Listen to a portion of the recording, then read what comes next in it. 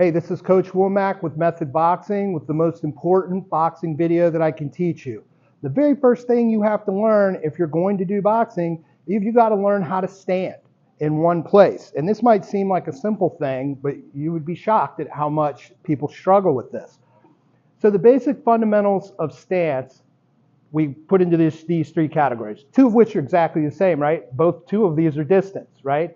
So we have a north and south distance, forward and back, right? And then an east and west distance, which is side to side. All of those distances need to exist in a correct boxing stance. The biggest thing beginners do wrong is they just stand too narrow. And this has got to be the number one thing we prompt, is constantly moving people's feet apart.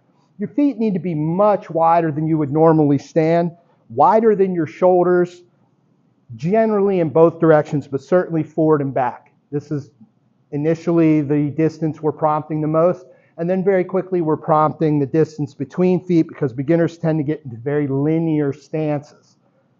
Okay, there are reasons you might be in a linear stance in boxing. The truth is the stance kind of changes based on what's going on in a fight, but in general, you need to find what we call a stance of neutral buoyancy that is going to allow you to do all the different movements of boxing, straights, hooks, head movements, and even footwork is going to be predicated off of a correct stance.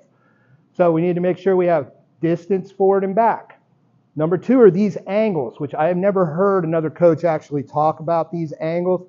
These angles are actually very important. How much angle we put on this front foot. If I point this front foot straight, I'm immediately going to want to lock my knee out and stand like this, which would be incorrect. So we need a slight angle on the front foot. There's definitely such a thing as too much angle. This would be wrong. We need to just have a slight angle, enough to keep that heel cocked out and will keep this knee from being straight. The back foot has a much steeper angle. Now, same problem occurs if I get this foot too square. So we even sometimes see stances like this, which is very bad.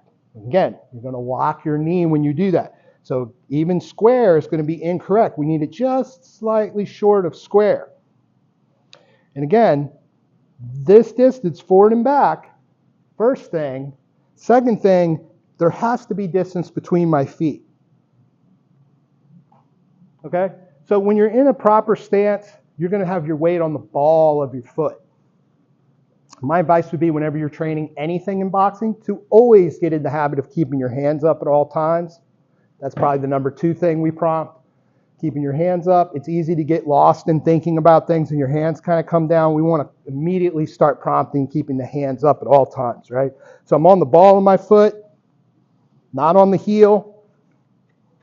I've got space between my legs. I've got these angles correct, and this is a good fighting stance. That's good.